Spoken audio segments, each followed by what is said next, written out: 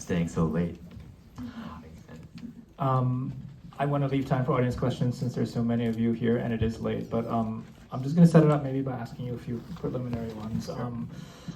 I think every time a young filmmaker makes a film about adolescence or like the formative years of the characters, there is this temptation to read it through an autobiographical lens.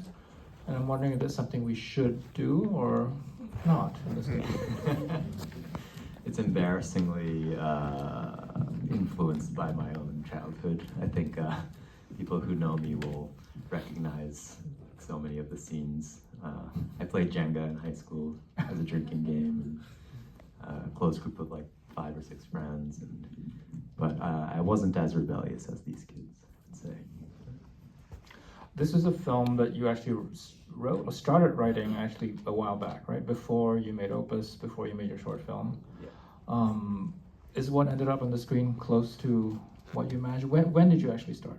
I started writing in 2016 or 17, Mm-hmm. and the first draft was completely different. The scale was like way bigger.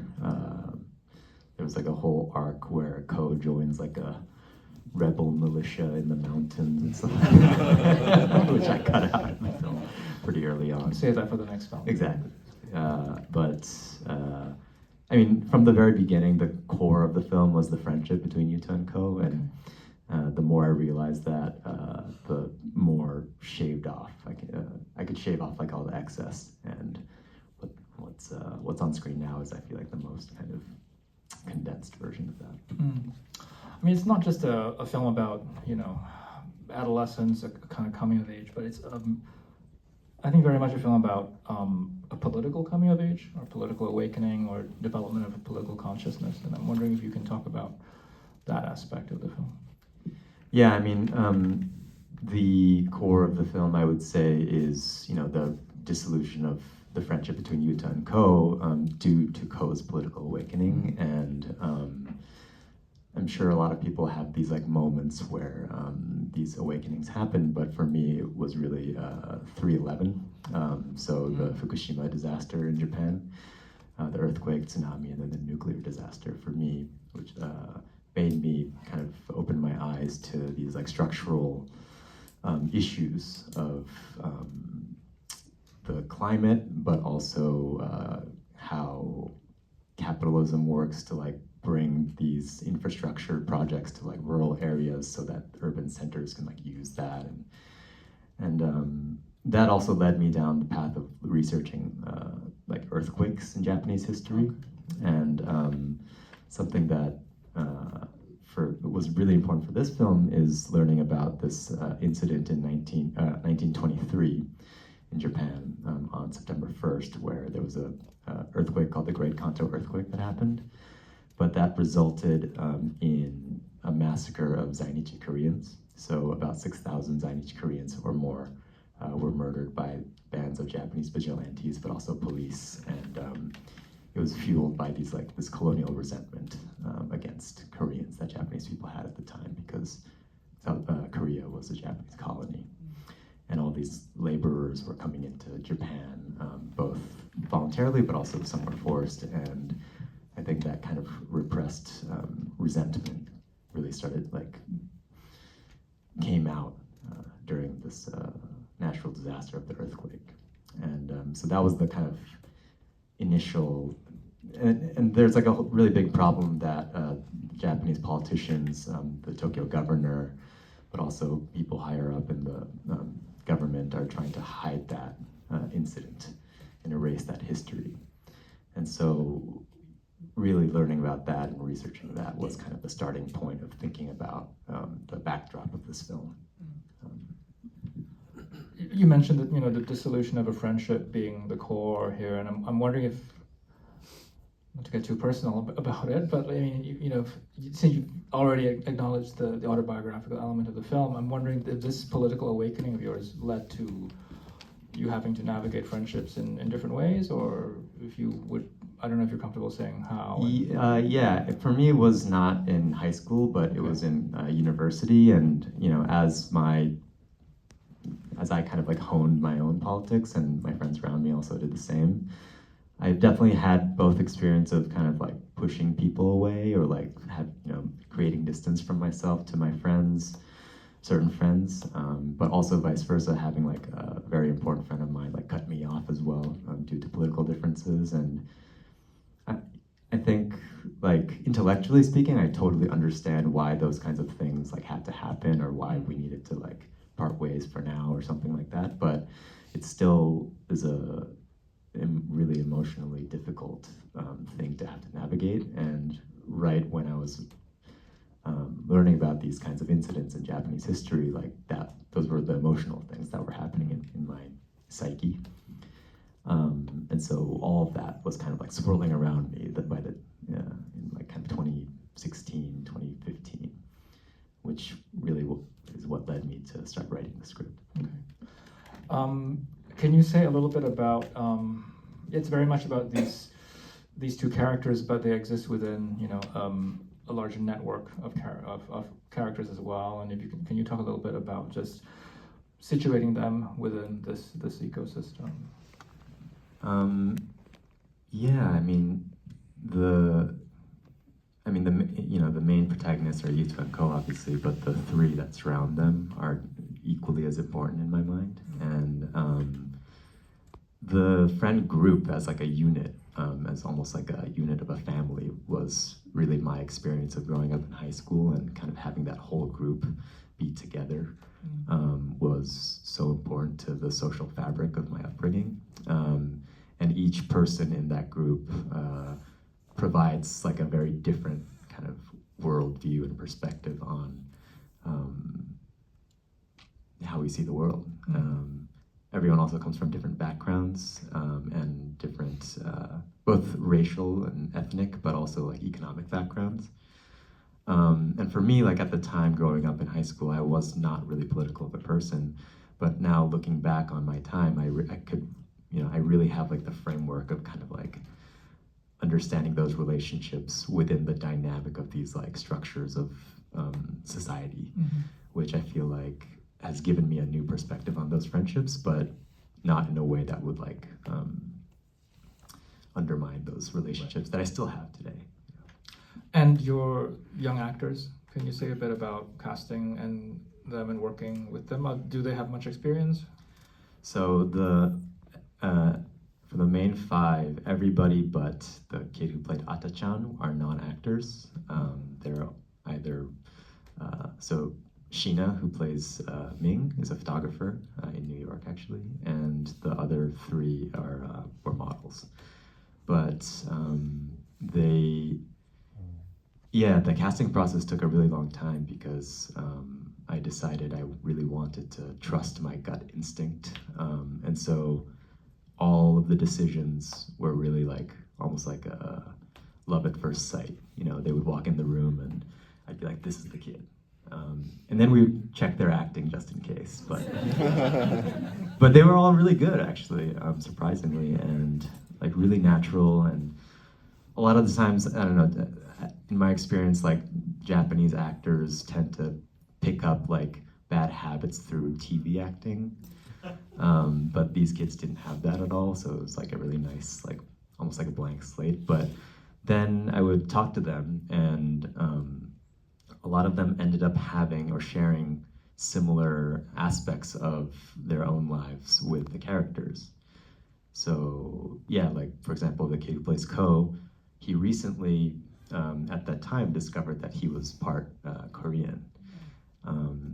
His grandmother was. And for example, the kid who plays Yuta, he grew up in a single mother household, and Sheena is actually Taiwanese. He grew up in Japan. So yeah, all these actors really like embodied the characters already. And then the other miraculous thing was that all five of them really got along, and they became really close friends, even before the film started shooting, but also throughout the shoot. And so, I didn't have to do too much to like make it feel believable, like the friendship. And regarding Yuta and Ko, like they became such good friends, they now live together. They're roommates, so they're actually BFFs, inseparable. So, yeah. Okay, just one more from me. I feel like I have to ask you to talk, given the importance of music to the characters and in the film as you use it, can you say a little bit about your conception of what you wanted and how you worked with your composer? Yeah, the composer, incredible composer, Leah Oyoung-Rusli, New York-based. But when we started to work on the music and how we wanted to kind of create a conceptual framework around how to use the music, there's two layers. One is the layer of the music that the kids actually listen to, which just mostly comprises of the kind of music I like, which is techno. But in terms of the score, we talked a lot about, this is true for the cinematography and the general filmmaking of the story, but we were thinking about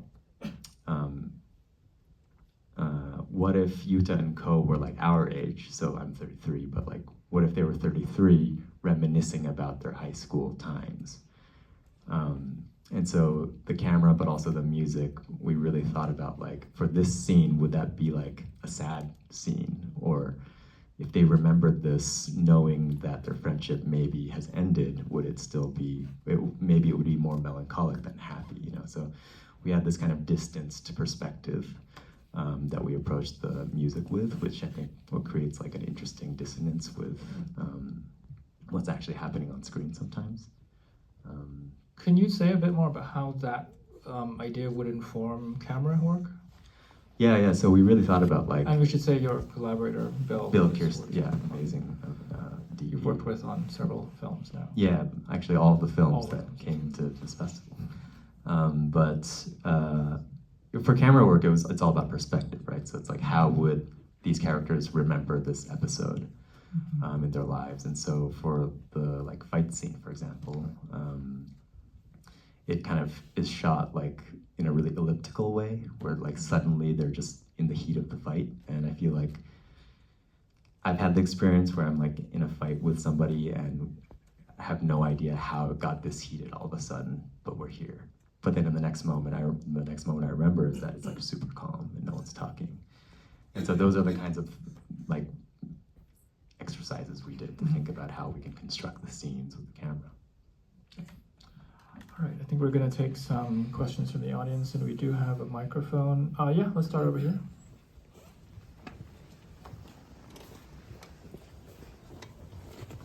I love the film. I thought it was amazing. This is a kind of a silly question, but I was wondering if you like Yokan, because there was a toraya bag that the principal carried when he was leaving the other guy to leave in the car. I don't know if that's something that was planned or like, you know. The Yokan, the snack. Yeah. Because the 3 Lion is like the famous brand from Kyoto, right? Yeah. I mean, it's like pretty famous all around Japan. But Yeah. But no, it's just like kind of a really stereotypical, like kind of nice gift. Yeah. So I think the art director chose that bag, and I approved. Yeah.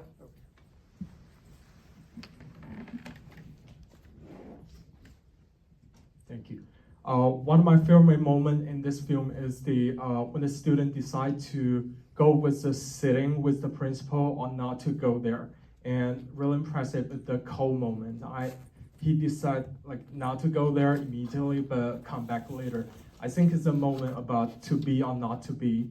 And for this film, I think it's about political awakening. And but I think this kind of film can be more possibly made in a place where freedom is pretty good. Then you can make a movie about political awakening. But this kind of movie is most needed in a place where freedom is actually highly limited. So for filmmakers in that kind of state where freedom is highly limited, they have a lot of moments like Ko's moment. It might be too risky to make a film like the film you make, or like I just wondering what kind of suggestion will you give to filmmakers in places not very free to go there or to wait for a good moment, not be risky? Yeah, that's my question.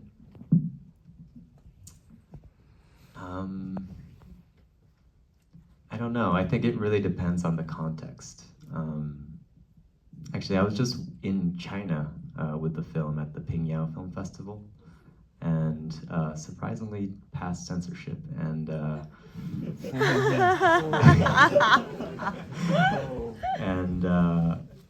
but everyone seemed to really like the film there, the young people especially. And so I think, yeah, maybe what you're saying, where a film like this being needed in a place like that, maybe was true for the audience. I don't know as a filmmaker though, like what I would suggest to people living in these circumstances, because I feel like it's just completely different. But it seems to be that everybody,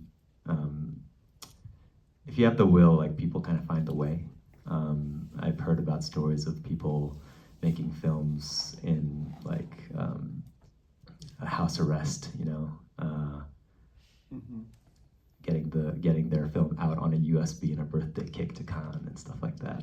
So I think there's a way if there's enough creativity behind it, but it just depends, I think, because some people it's just too risky. You know? I don't think, you should risk your life to necessarily make a film unless you really, really, really need it.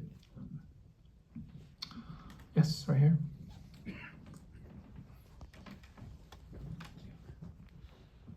Thank you so much for the film. So kind of just to build upon that question, so throughout the film, I feel like there's a lot of like issues and political, like sociological issues being tackled on. Some of them are related to like contemporary Japan, and some of them I can found like, for example, civilians in other part of the world as a like much larger issue. So my question is that, could you tell us more about the creative process of fabricating or putting together this amalgamation of like all kind of like problems probably happening around the world, and like how do you like put them into the same, you know, setting in Japan, and why you decide to do that? Yeah, when I was thinking about how far into the future to set this film and what kind of technologies to feature in the film, there were definitely versions where, you know, I was thinking about a little bit further ahead, but ultimately, I think there's like a William Gibson quote that's, it's like, he says, the future is already here, just unevenly distributed. And so my idea was to kind of find all of the like futures from different societies that doesn't necessarily exist in Japan, but exist elsewhere, to bring it into the Japanese context, thinking about how a more kind of fascistic government in Japan would operate, and then making that the infrastructure of that like more common in the world that I built. And so, yeah, that's how I kind of conceived of that. Sorry, did that answer your question? Yeah, okay. Let's go over there first. Yep. Yes. Oh, thanks. Hi, I'm curious. I'd like to hear your thought on racism in Japan and your opinions on the increasing number of foreign immigrants in Japan. I think Japan is in a moment where it can either open up borders to let more immigrants in or not. And I wanted to portray a world where they did, because I think that's more beautiful. But I also know that if that's the case, and if the current trend of right-wing thinking continues and hardens, then the backlash against that would probably become more and more strict, because I think the history of immigration control in Japan as it relates to its kind of imperial policies before 1945, but how those policies still remain in different forms today, really informs the control that the state imposes on its people, and also how the state defines people as gaikokujin, so foreigners or Japanese. And I don't really think that Japanese people, like Nihonjin, is a definable thing. But the Japanese state still continues to try to define that against foreigners, gaikokujin. And there's actually like governmental documents about people trying to decide how to define foreigners. And one of the ways that they decide to define it was a deportable category of people. And so, the final law that the Japanese emperor imposed after Japan lost the war in 1945 was the Foreigner Registration Act. So all the former colonial subjects, like Korean people or Taiwanese people or Manchurians and whatnot, who were considered Japanese citizens at the time under the emperor, all had to register as foreigners, and all of a sudden they became deportable categories. And so the immigration control that was organized to kind of oversee this is still, it was like the kind of seed of what is the immigration detention center now, which is causing like horrible humanitarian issues where people are dying in these detention cells. So all of that is very interrelated. And so that's why all the aspects in the film are the way they are, because the history of Japanese colonialism, it has not been looked back upon in Japanese society yet. They haven't reflected enough. And in fact, it's kind of getting worse, like racism is getting worse. Now there's a lot of Kurdish immigrants and a lot of Japanese people have like virulent racism against them on Twitter especially, but to the point that now there are like vigilante groups that are formed for like public safety against foreigner crime, even though statistically that it just doesn't hold up at all. So it's it exists, and this was a thought experiment on if that trend continues down the line, what would it look like? And some of the things that I wrote 7 years ago, unfortunately, have become more and more true, which is like extremely unsettling. All right. Okay, we'll take 2 more questions here and here. Yeah.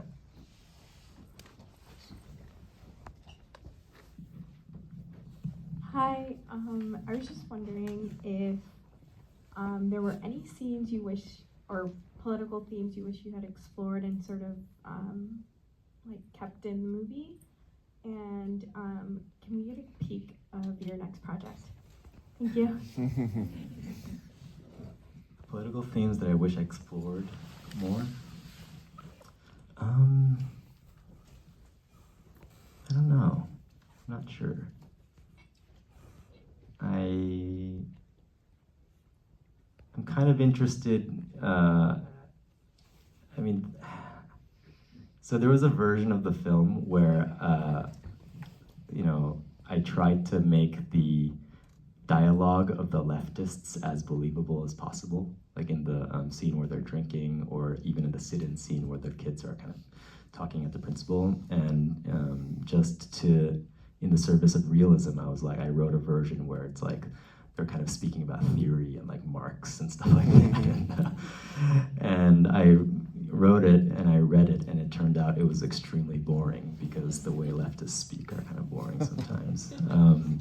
And even in the sit-in scene, like I think in reality they would probably have been arguing about like policy in the school and like the students' demands, and they would have read the demands and all that stuff. And the way to resolve that scene would have been after like long hours of discussion, for them to come to some kind of preliminary agreement where the principal agrees to think about taking the surveillance system down.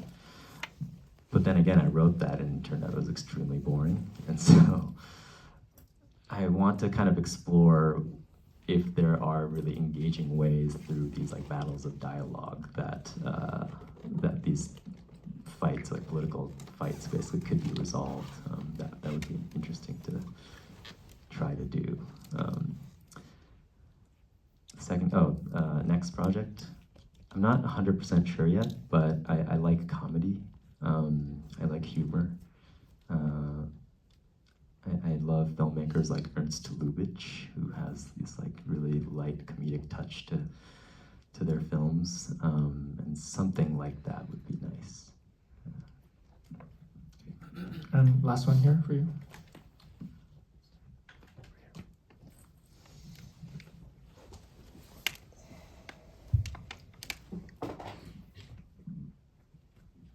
thank you, director, to bring us such a beautiful story and piece. I found from the credit that it might be shot in Kobe, is that right? And I'm wondering like why you choose this location compared to like shooting or representing a futuristic Japan in Tokyo, which like I think most Japanese filmmakers like choose their locations if they want to present a city. Thank you. Yeah, I was originally thinking about shooting in Tokyo, especially because the 1923 earthquake happened in the east, or a lot of the killings happened in the east side of Tokyo, so it would have been thematically maybe apt, but also Kobe had a very significant earthquake as well. And interestingly, Kobe is a port city, and so they're very welcoming towards foreigners or people who like are perceived as foreigners. And there's a sense of openness, and I was kind of I heard a really beautiful story about the Kobe earthquake, where after the earthquake there were kind of autonomous groups of like radio programs that started up in multiple languages to offer information about the disaster, because the inhabitants are very diverse and speak different languages and can't always access just Japanese information. And so that was like a really great and beautiful example of like these autonomous kind of like mutual aid projects that started in the absence of like information infrastructure. But the reason why we chose Kobe is because we found that school. We were doing a lot of location scouting, and the Kobe Film Commission was so great. They were very welcoming, and they also helped us find this school location, which let us put up a car and all sorts of other stuff. And so once we found that location, we started from there and kind of searched all the other necessary locations around Kobe. And Kobe is a really lovely, compact city where you can find so many different landscapes within like a just driving distance. And so it was a wonderful and lovely city to shoot in. And Tokyo is notoriously difficult to shoot in because of permits. I'm afraid that's all the time we have, but I want to thank you all for staying in Neo. Thanks so much. Thank you very much.